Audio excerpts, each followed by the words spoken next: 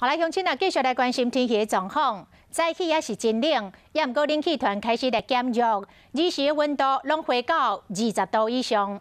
另外，对于欠水的台湾来讲，这是好消息咯，要开始落雨咯。阴暗，华南水汽散入，北部甲中部的山区有局部大雨，会一直落到拜二的暗暝。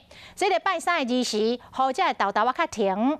拜四，华南分河区山东平，这个全台湾拢有机会来落雨。到拜五，天气才会搁较稳定。出门在外一定要穿雨袖。受大陆冷气团影响，23号透早低温出现伫新北市双溪，敢若11度7。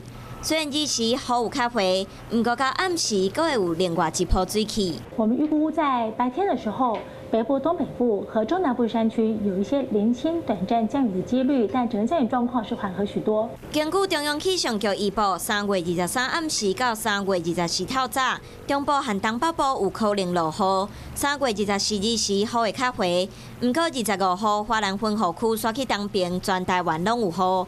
爱到26号水汽减少，气温嘛较回，阁有一波水汽，敢有法度改善可患的问题。今天深夜到明天白天这段降雨情况之下，我们当然是预估各地会有下阵雨的几率，也预估北部地区和中部山区会有一些局部性的大雨。那当然就要看看，就是我们预估局部性大雨的地方，下的地方是不是在水库的上游区。空环恐惊也未解除，除了落雨，气温嘛有变化。